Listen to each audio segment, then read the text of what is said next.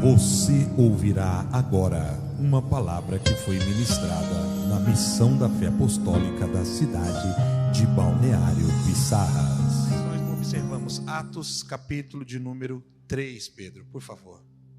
Tem tanto a ver conosco, mas há um aspecto do qual eu queima no meu coração e eu quero daqui a pouco tratá-lo, porque é muito importante entender esse maravilhoso e tão intenso mover de Deus, ou pelo menos o seu desejo em mover-se. Diz assim: Pedro e João subiam ao templo para a oração da hora nona. Era levado um homem coxo de nascença, o qual punha diariamente à porta do templo, chamada, como era o nome da porta? Como que era o nome da porta? Formosa, olha que nome interessante, para pedir esmola aos que entravam. Vendo ele a Pedro e João que iam entrar no templo, implorava que lhe desse uma esmola. Pedro, olhando fixamente, ou fitando os olhos, juntamente com João, disse: olhe para nós. E os olhava atentamente, esperando o quê? Receber alguma coisa. Porém, Pedro lhe disse: não possuo nem prata e nem ouro, mas o que tenho, isso te dou. Em nome de Jesus Cristo Nazareno, anda! E, tomando-o pela mão direita, o levantou imediatamente, e os seus pés e tornozelos se firmaram. E de um salto se pôs em pé, passou a andar e entrou com eles no templo, fazendo o quê? Saltando e louvando a Deus. Amém. Amém. Há um fato muito interessante dentro dessa história, porque retrata um milagre, e daqui a pouco eu explico, mas um milagre de muita repercussão, tão grande, que para dar explicação a uma situação foi preciso contar esse fato, porque este fato em que lemos desencadeou algo extraordinário sobre a igreja. Não é só o que Deus faz, eu quero que você grave isso. Estou dizendo porque muitos aqui estão prestes a viver o melhor momento da sua vida. Mas não é só o que Deus faz. A pergunta, o questionamento e a atenção tem que ser voltada do porquê que Deus vai fazer isso. Alguns se apegam tanto ao feito de Deus que não se atam ao propósito para o qual Deus fez aquilo. É óbvio que a fé de João e Pedro tiraram este homem de uma condição e levaram a outra.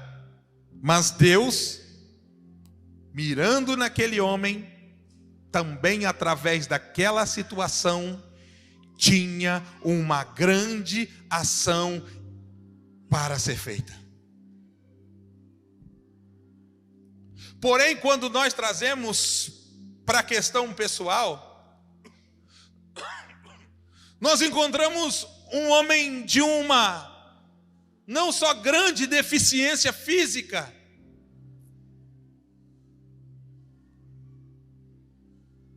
mas também espiritual. Porque ele não estava porque ele não era colocado, assentado todos os dias em qualquer lugar, gente. Ele era colocado, assentado para esmolar na porta da casa, diga assim, na porta da casa do milagre, da salvação. perfeito, ele era colocado para esmolar na porta da casa do milagre, da salvação. Sem se dar conta daquilo que Deus pode fazer, ele estava vivendo de esmolas, podendo se apropriar do máximo, se alimentava, se satisfazia, se contentava com o mínimo. Todos os dias era colocado à porta do templo para pedir esmolas.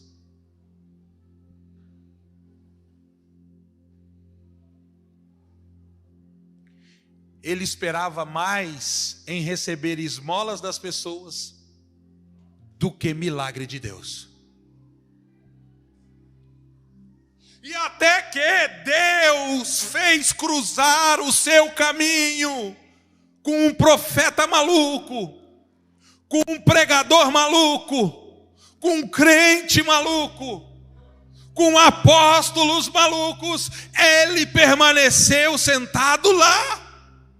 Feliz o dia em que, sentado à beira do caminho, um desses crentes malucos aí passou por nós, nos pegou pela mão, dizendo: eu não tenho prata nem ouro, mas o que eu tenho, isso eu te dou. Levanta desse lugar e vem para a presença de Deus adorar. Eu entendo algumas coisas e vejo a mão de Deus sobre elas. A primeira é essa que eu disse. Deus é estratégico em relação às pessoas que Ele envia para poder falar conosco. A segunda é que existe pessoas que só vão sair do lugar da paralisia se elas forem arrancadas de lá. Elas não conseguem discernir o ambiente aonde estão. Deus está falando de milagres, mas elas estão esperando receber uma esmola.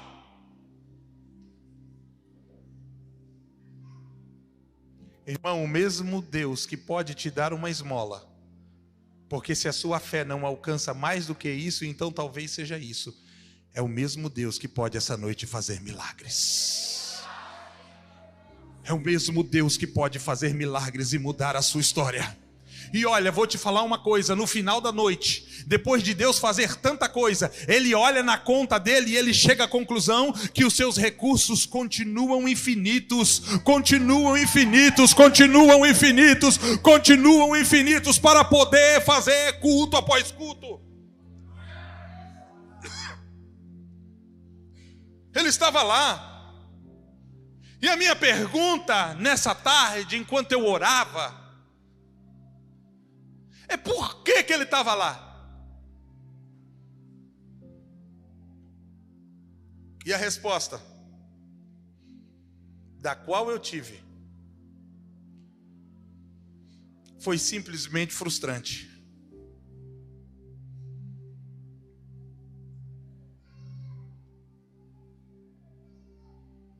Tanto tempo. A probabilidade é que ele era coxo desde nascença.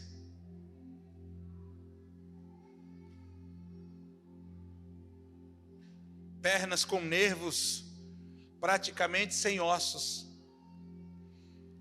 que nunca tinham se desenvolvido, porque nunca tinha andado, então não havia uma musculatura para sustentar esse homem. Ele estava lá, todos os dias. E havia especificamente uma razão pela qual até então este homem não tinha sido curado. E sabe qual era? Motivação. Antes de Deus fazer grandes coisas na nossa vida, Ele vai sondar a nossa motivação, para depois atender a sua oração. Não é só se você tem uma boa oração, é se existe de forma justificável uma razão pelo qual você está pedindo isso. Deus não vai dar para você depois cantar sabor de mel. Quem te viu passar na prova e não te ajudou, quando vê você na bênção vai se arrepender. Vai estar entre a plateia e você no palco, vai olhar e ver Jesus brilhando em você. Quem sabe no seu pensamento, olha o coração desse indivíduo, quem sabe no seu pensamento você vai dizer, olha isso, meu Deus, como vale a pena a gente ser fiel. Na verdade a minha prova tinha um gosto amargo. Aí a gente faz assim, ó, mas minha vitória hoje tem sabor de mel, tem sabor de mel, tem sabor de mel. Motivação.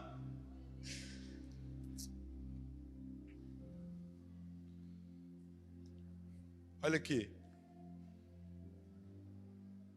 Por que Jesus não curou esse homem? Se ele era uma pessoa que tinha potencial para ser curado e foi. E Jesus curou tanta gente ali, no que diz respeito ao templo. Por que Jesus não curou esse homem? Ele foi um dos muitos que não foi tocado pelo ministério de Jesus. Sabe por quê? Motivação.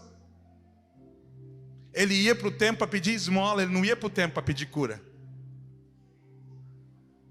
Só que a razão dele ir para o templo para pedir esmola e não cura é revelada na questão da localização. Como é que era o nome da porta que ele era colocado? Formosa. Haviam 12 portas em todo o grande templo, e esse templo dividido por 3 dimensões: átrio, separado por muitas outras portas, depois o lugar santo, e no centro do lugar santo, o lugar santíssimo. Suas condições lhe impossibilitavam de entrar no átrio. Ele não podia. Ele ia ao templo, mas não conseguia entrar na presença.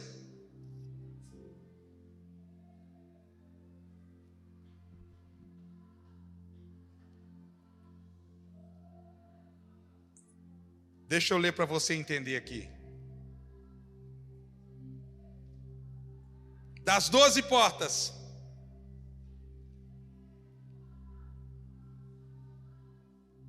a muralha onde ficava essas portas tinha um total de, e aí vai, portões e tal. Cada uma dessas portas tinham aproximadamente 9 metros de altura. Vai dimensurando comigo. Cada uma dessas portas tinham aproximadamente 9 metros de altura e quase 5 metros de largura. Porém, a porta chamada Formosa era a maior de todas. Ela tinha 22 metros de altura e 25 metros de largura. Os portões desta porta chamada Formosa eram de bronze puro, tornando esses portões mais caros pela quantidade de bronze do que as portas ali que eram folheadas de ouro. Ou seja, tinha porta para todos os tipos de pessoas.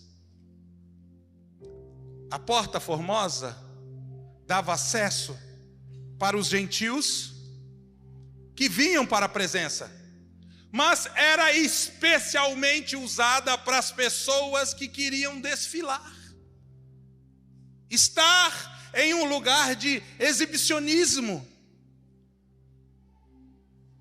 Quem geralmente entrava por lá, não se sinta ofendido, não é o seu caso aqui, era o caso lá, era a galera da High Society, era a elite, que não queria se misturar com os pobres. Olha a inteligência desse homem. Se é para mendigar, imagina quem mendiga no meio dos pobres, vai ganhar o quê? tapa na nuca. Um pobre olha para o outro e diz o quê? Vai trabalhar.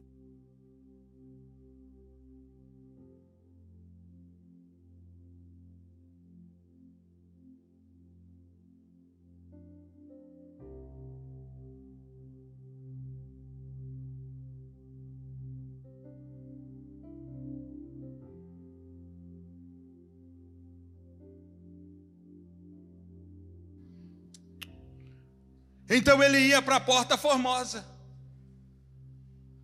Probabilidade dele ter uma boa esmola ou um bom ajuntamento de esmola no final daquele dia. Por isso que quando Pedro e João estão vindo em missão e aproveitam a passagem que é livre pela Porta Formosa, ele olha para Pedro e João e espera receber o quê? Prata e ouro. Porque aquela era a porta dos ricos.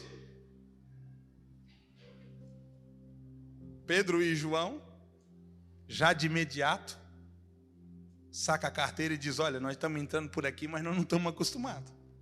Nós não temos prata e nem ouro. Mas pastor, por que ele não foi curado por Jesus? Escute, a Bíblia diz, João 5:1. 5:2, não precisa colocar não precisa colocar. Que Jesus, todas as vezes que entrava no templo, ele entrava por uma porta chamada Porta das Ovelhas. Eu disse, eram 12, das 12 a Formosa era maior, das 12 a Porta das Ovelhas era menor.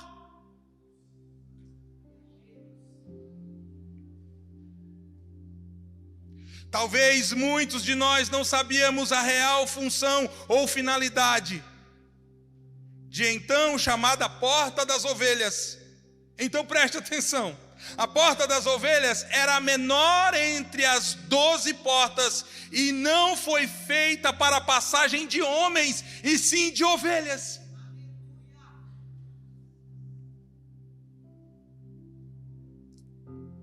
Animais, ovelhas e homens entravam por ali. Quando Jesus diz assim, o caminho do céu é estreito, ele estava falando dessa porta. Quando ele disse o caminho do inferno é largo, ele estava falando da Formosa. Era para estas duas direções que Jesus estava apontando. E interessante é que ele não pôde, ele foi no templo, ele estava em uma porta que dava acesso ao templo, mas ele não podia se encontrar com Jesus, porque ele estava tentando entrar pela porta errada. Jesus entrava pela Porta das Ovelhas, mas ele estava do lado de lá, nas Porta Formosa.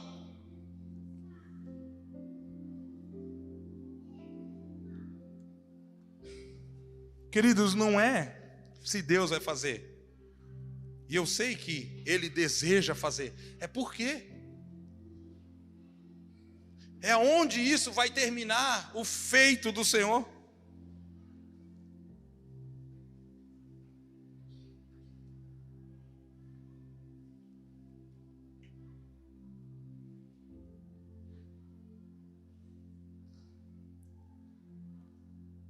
Deus quer nos levar a esse lugar de profundo entendimento, para nós termos com Ele um verdadeiro relacionamento.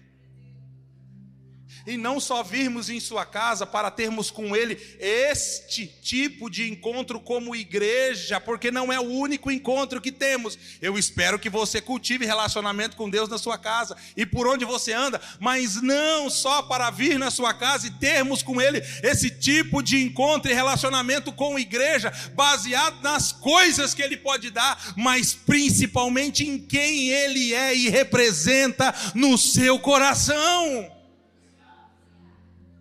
O desejo de Deus não está, não que não é te dar, mas esse não é o principal desejo de Deus, e Deus não pode ser visto dessa forma.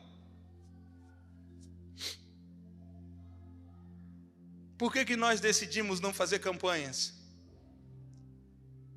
não estou dizendo, irmão, que nós somos terminalmente contra esse tipo de situação, mas condicionam as pessoas a um tipo de situação onde o relacionamento com elas tem como base: Deus me dá, Deus me dá, Deus me dá, Deus eu quero, Deus eu preciso, Senhor eu reivindico o meu direito, eu tomo posse, Senhor, e eu assim por diante. O crescimento vai convergir para o lado errado, para o lugar errado, para a situação errada, e o seu sentimento por Deus jamais vai poder te levar ao lugar que o Senhor quer realmente no seu coração.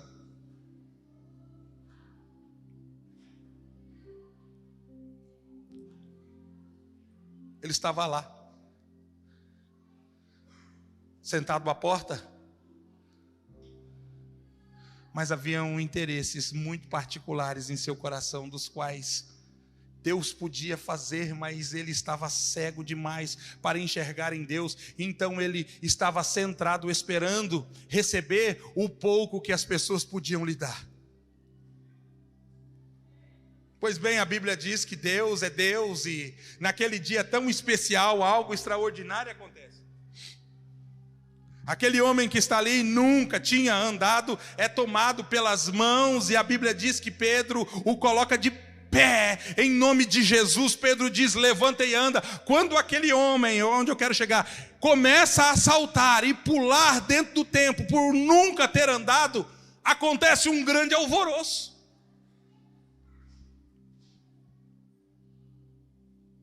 Ele grita, ele salta, e todos têm a sua atenção voltadas para ele. Por quê? Porque ele era o coxo da Porta Formosa. Porque ele era o paralítico mais famoso da situação. Ele era o paralítico mais conhecido do pessoal. Ele começa a saltar e aquilo chama atenção. Se você for ver depois na sua casa, Atos 4, nós lemos 3. Atos 3, ele começa a andar. Pedro começa a pregar depois que aquele homem anda, porque aquele milagre desencadeia algo extraordinário sobre aquele lugar. Ele começa a andar, começa a saltar, as pessoas vêm e Pedro começa a pregar, falando a respeito de Jesus que veio, Jesus que viveu, Jesus que morreu, Jesus que ressuscitou, Jesus que fez o milagre. E a atenção de todas é voltada para a palavra de Deus. Isso é fantástico. Se o teu milagre não estiver convergindo para a salvação de outras pessoas, você ainda não entendeu a razão de Deus ter feito um milagre na sua vida. Lindo, as nossas irmãs aqui, fazendo com que o nome do Senhor seja glorificado através de seus testemunhos. Isso é incrível, o propósito de fato é esse. É que Deus seja reconhecido, Deus seja louvado, Deus seja honrado, e a palavra de Deus seja propagada para outras pessoas através desse testemunho. Pedro está pregando, e quando Pedro está pregando, nós não atentamos isso. A Bíblia diz que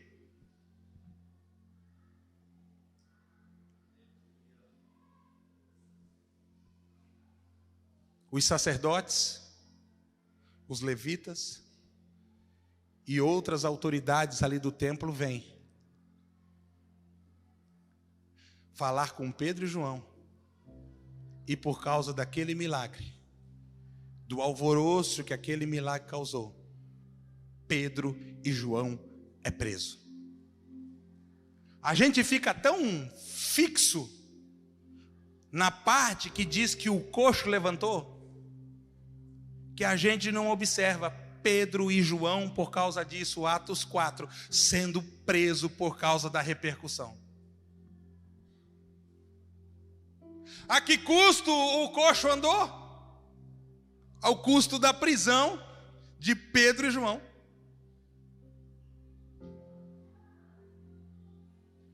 Eu tenho achado incrível o que Deus tem ministrado ao nosso coração, e o quanto nós temos orado e propagado uma revelação que Deus deu para o apóstolo Leandro, que são almas e mais almas, almas e mais almas. Elas estão vindo, irmãos, almas e mais almas. Eu vi em São Paulo, eu vejo na igreja sede, eu vejo na igreja Galote, eu vi em Criciúma, eu vi em Blumenau. Nós estamos vendo isso agora acontecer no Rio de Janeiro. Mês que vem o pastor vai para lá inaugurar a primeira MFA. E nós estamos vendo isso acontecer em Portugal. Nós estamos vendo isso acontecer em Pernambuco. Nós estamos vendo isso acontecer em outros lugares dos quais Deus está levantando uma MFA em almas e mais almas. Mas eu me pergunto, a que custo? Pedro e João foram presos porque um coxo andou.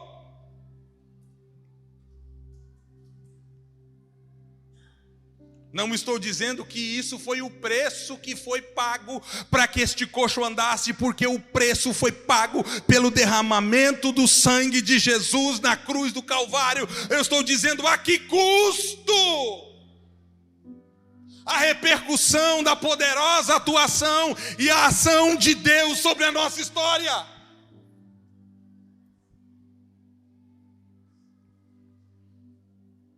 Queridos, como vai ser quando o que Deus está fazendo aqui começar a pipocar por aí?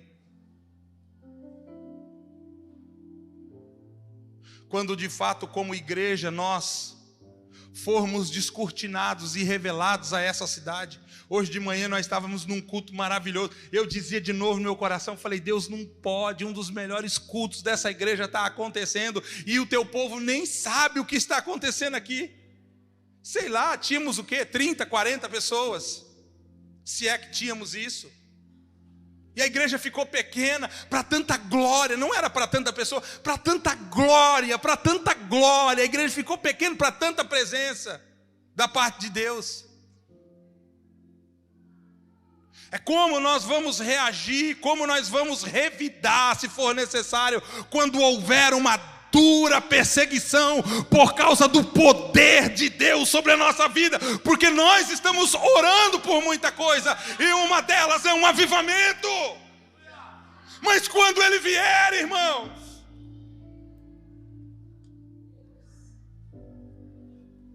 as pessoas têm uma ideia tão errada de avivamento. Eu vejo tanta gente falando coisas a respeito de avivamento e são inconsequentes, e fazem isso, acho que inconscientes, porque não sabe mesmo o que é um.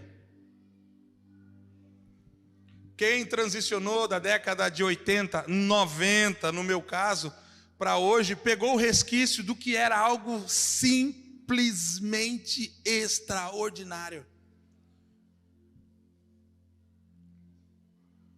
Eu tenho que ser cuidadoso com a minha fala agora, porque eu posso ofender alguns. Mas na época do avivamento, não levante, vai embora com o que eu vou falar. Mas a igreja e o Estado não andavam juntos.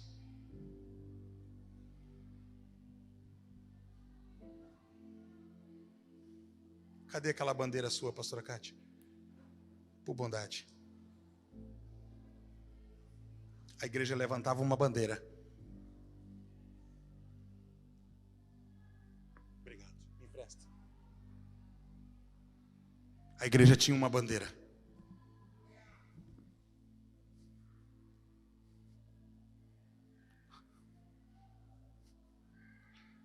O tempo de joelho no chão era para salvação. E sabe a oração da igreja? Sabe qual é o grito mais intenso da igreja em dias de avivamento? Eu peguei o resquício de eu sei o que eu estou falando. Eu leio história, eu sei o que eu estou dizendo. Sabe qual é o grito mais intenso da igreja em um avivamento? É um que muita gente não tem nem coragem de falar. Quer saber qual é? Maranata, ora vem Senhor Jesus.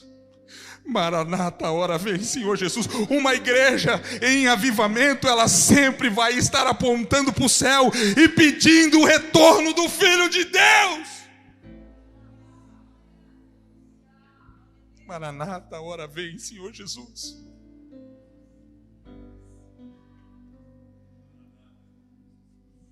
Ora vem Senhor Jesus. E o Espírito e a noiva dizem: vem. Maranata, ora vem, Senhor Jesus. Maranata, ora vem, Senhor Jesus. Todo o avivamento, não movimento, todo o avivamento sempre precedeu sobre a igreja grande perseguição. Todo o avivamento, sem exceção a nenhum.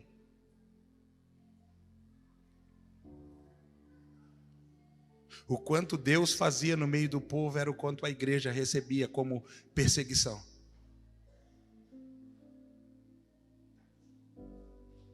O nível de comprometimento e santidade que a igreja anda nesses dias simplesmente vai além daquilo que nós acreditamos que é possível somente por nosso esforço, por nosso mérito ou por nossa consciência teológica. Ele traz um tipo de revestimento aonde nós recebemos força para irmos além do normal que nós poderíamos. Pedro, João é preso. E a multidão, diz a Bíblia, a multidão que ouviu Pedro e João no dia anterior, quando o coxo levantou, tem agora em seu coração uma poderosa semente. Então acontece a segunda grande conversão, que as pessoas não percebem. Pedro e João foram presos porque o coxo levantou na porta do templo. Aquilo foi para aquelas pessoas um avivamento ali dentro. No dia de Pentecoste, 3.000, foi isso? No dia em que aquele paralítico levantou e Pedro e João foram presos, a Bíblia diz que 5.000 se converteram. Almas e mais almas. Enquanto eles estavam presos, as pessoas estavam vindo. Enquanto eles estavam presos, firmes e fortes, segurando a ponta, sustentando o que prega.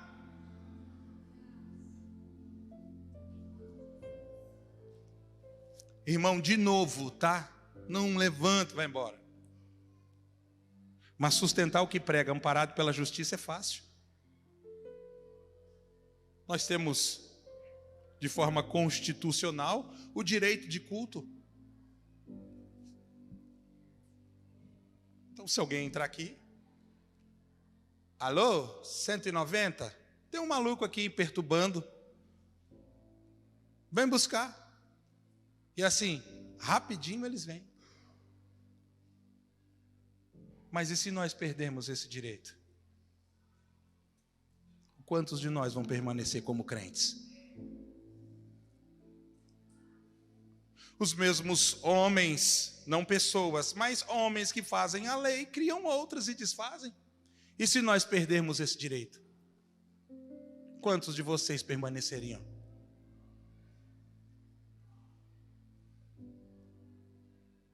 Eu disse ontem aqui, fiz um levantamento em São Paulo, em relação ao trabalho missionário que foi feito e, por fim, irmão, foi extraordinário o que as duas jovens missionárias fizeram lá em 30 dias. Missionária Carol, aqui da MFA Pissarras, missionária Andréia, MFA 7. Muitas pessoas vieram para Cristo e permanecem. Dia 25 agora vai ter batismo de algumas.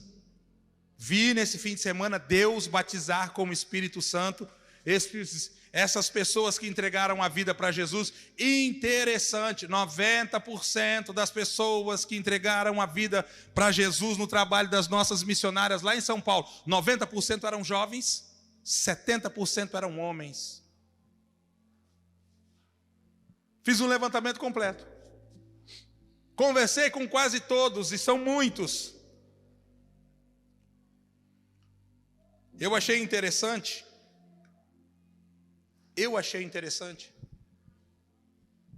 conversando com alguns irmãos da igreja, e eles disseram assim: depois que essas duas missionárias passaram aqui, a história da nossa igreja mudou. Eu disse para a missionária Carol, meu entendimento de imediato se confirmou posteriormente. Eu disse: você não foi lá só para evangelizar, Aliás, vocês não foram lá só para evangelizar, vocês foram lá para incendiar o coração de uma igreja em relação ao evangelismo. O que elas fizeram lá, os jovens junto com os irmãos continuam fazendo. Tem gente espalhada entregando folheto, tem pessoa nova chegando, tem gente falando de Jesus. Irmãos, não é como aqui. Estou falando de lugares aonde elas passaram que haviam mesas assim, ó, favela dentro, e o cara vendendo droga aqui, ó. 2 pedras é 15, 2 pedras é 20, uma é 15, quem quiser promoção, estava lá. Não é a nossa realidade nem de longe. Lugares que muitos de nós não teríamos tanta coragem assim de ir. Mas, pois bem, conversei, eu achei bonito quando eles diziam assim, quando chegava na igreja, sem graça, não, eu vim aqui hoje conhecer a igreja, porque 2 moças passou pela gente e fez um convite. Olha que coisa linda. Dentre tantos, conversei com muitos, destaquei ontem, destaco de novo. Mateus, tem cara de 15, mas vai fazer 22 anos. Casado, pai de 2 crianças. Eu perguntei para ele como está sendo agora andar com Cristo, e ele disse: pastor, é o melhor momento da minha vida. Irmãos, ele faz uma pergunta atrás da outra, ele quer arrancar de você alguma coisa, sim, porque ele tem muita fome, ele tem muita sede. Quantos anos você tem? 21, fazer 22. Você é casado? Ele disse: fui. Você é pai? Ele disse: sou. De quantos? 2 filhos. Eu lembrei do Jair e da Jéssica. –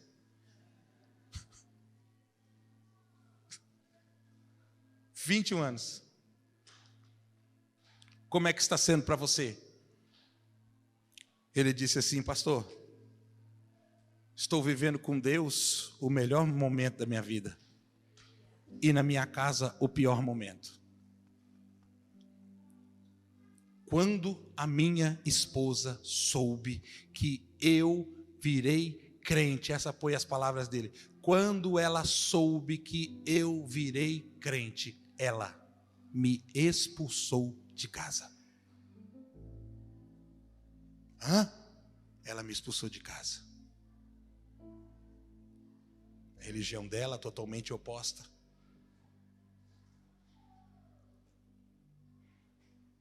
A nossa, ela me expulsou de casa. Ela foi categórica e disse: ou é esse teu Jesus, ou somos nós. Que escolha difícil. Não, irmão, fala que é uma escolha fácil. Claro, irmão, é Jesus, é o nosso Salvador. Mas pensa comigo, se coloca no lugar dele. Ela me expulsou de casa. Eu disse: e você? Eu saí, porque eu não queria mais agora abrir mão de Jesus. Eu disse: filho, mas quando bate saudade dos teus filhos, o que você faz? Se eu dobro meu joelho, eu choro, eu oro, e Jesus sempre vem me abraçar. Eu vou começar a orar para Deus restaurar a sua família, para Deus entrar com salvação na sua casa. Existe algo que eu aprendi ao longo do tempo, porque tem muitas pessoas que nunca vão sair do nível de esmola por falta de posicionamento. O milagre, você vai entender onde eu vou chegar na vida, esse exemplo que eu estou dando, mas vai te ajudar em algo. O milagre foi totalmente por iniciativa de Pedro e João. A Bíblia diz que Pedro, fitando os olhos, a única coisa que ele fez era esperar ouro e prata, a ponto de Pedro sentir coagido e falar assim: nós não temos nem prata e nem ouro. Pedro estendeu as mãos, ele era paralítico, irmão, nem a mão ele estendeu. Pedro estendeu a mão, Pedro o puxou pela mão, Pedro o colocou de pé. Tem muitas pessoas que vivem abaixo das esmolas espirituais porque não se posicionam diante daquilo que Deus prometeu, que deseja fazer sobre sua vida. Deixa eu corrigir aqui a oração da salvação. Quando você ora para que outras pessoas sejam salvas, a maioria, pelo menos 70, 80, talvez até 85% diz assim: Senhor, deixa eu dar um exemplo aqui, de um pai orando, de um marido orando pela salvação da esposa. Senhor, salva minha esposa. Está certo ou não? Está errado. Está errado. Senhor, salva minha esposa. Está errado essa oração. Salva a vida dela. Está errada essa salvação. Senhor, eu quero que ela seja salva. Está errada essa salvação. Senhor, que a salvação seja estendida através, que a salvação chegue até ela. Está errada essa oração. Esse é um tipo de pedido onde não há comprometimento de participação nenhuma do indivíduo. Ele quer que Deus faça sem que ele não precise fazer nada. E se ele não se posiciona, é provável que ele então seja oposição à salvação ali por intermédio de sua oração. Não é Senhor, salva ela, é Senhor, me usa,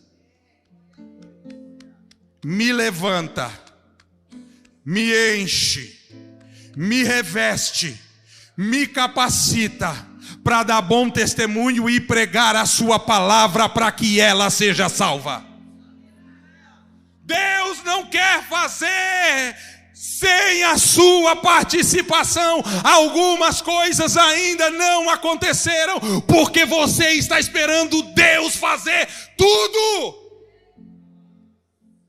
Me usa para que essa pessoa seja salva. Você está dizendo assim: Senhor, a tua vontade é que ela seja salva e eu estou à sua disposição. Fica de pé comigo, irmão. Eu estou à sua disposição. Eu quero que o Senhor conte comigo.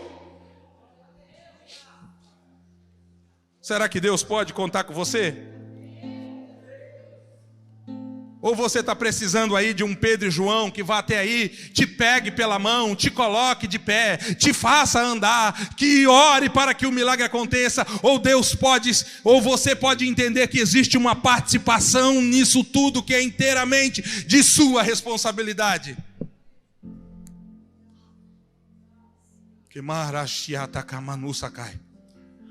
Iriabasiabadunsa ne kotomasiandoresto ne que antuso que amaduna kamantura bacai. Raimande kamanusa cai. Tiero menina, tiero doce abanusa cai. Pastor, Deus vai fazer? Vai, mas e aí? O que você vai fazer depois que Deus fizer?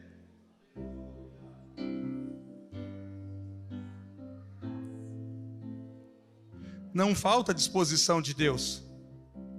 Falta disponibilidade das pessoas. Não é disposição de Deus, é disponibilidade das pessoas para poder fluírem e serem usadas por Ele. É o que falta. E é exatamente o que o Senhor essa noite quer suscitar no nosso meio. Pessoas a quem ouçam o que Ele disse e se coloquem com um eis-me aqui, Senhor. Eis-me aqui, Senhor. Eis-me aqui, Senhor. Eis-me aqui, Senhor. Envia-me a mim. Queridos, eu quero orar por pessoas. Não posso deixar passar esse momento de pregação e de conscientização em relação à palavra. Deus quer, a partir de hoje, estabelecer no coração de pessoas aqui que Deus pode contar com eles. Eu quero orar por pessoas. Que macho, torabandekia, tonoso kamahamandarabakai. Que mandoria siantonosa candaride que amandorabacai. Pode contar comigo, Senhor. Pode contar comigo, Senhor. Pode contar comigo, Senhor. Que maiue manarabasia teu comanacamando senegai. É algo tão sério quando você sai do seu lugar e vem à frente.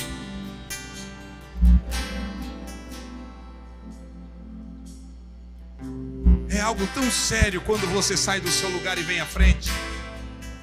Mais do que os meus olhos aqui alcançam, e eu estou olhando para vocês.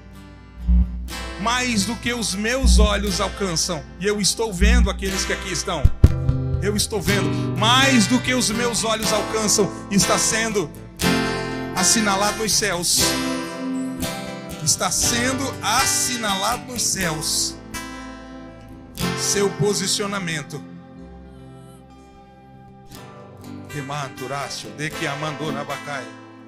Deus pode alcançar outros jovens através de você.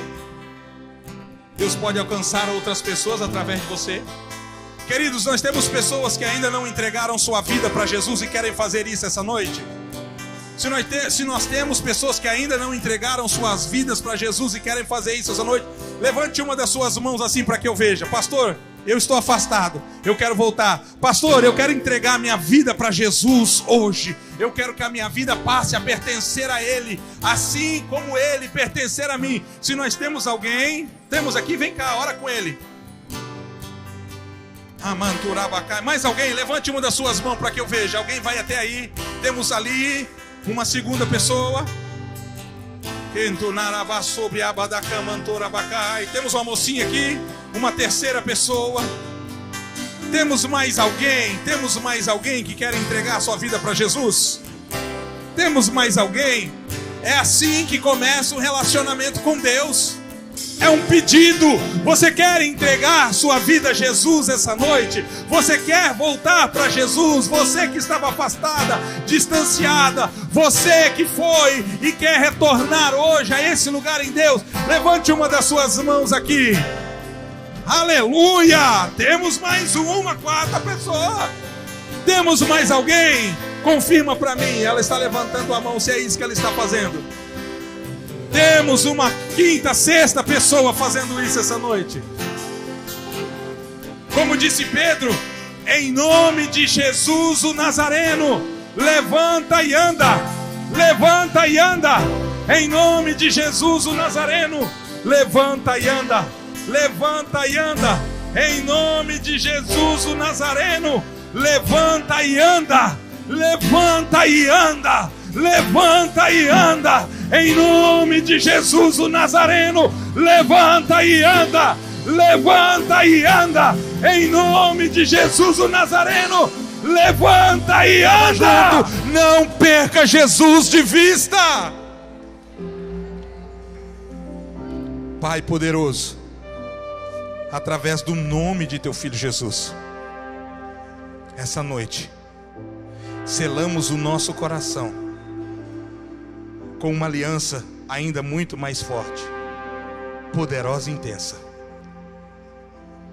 Pelo poder do nome de Jesus, queremos honrar diante do Senhor o compromisso assumido. Se custar, que custe. Mas nós queremos, diante da tua presença, fazer jus aquilo que o Senhor chama de aliança. Aqui está a tua igreja e eu oro por ela agora, crendo de todo o meu coração, pelo poder do nome de teu Filho Jesus. O Senhor os faz entender. Em nome de Jesus, agentes de Deus estão sendo levantados aqui essa noite. E oracato sanamacutia caçanecado. Os que entregaram a vida para Jesus essa noite, diga comigo assim: os que entregaram a vida para Jesus. Eu entrego a minha vida a Jesus e o reconheço como Senhor e Salvador de forma absoluta. Peço perdão pelos meus pecados.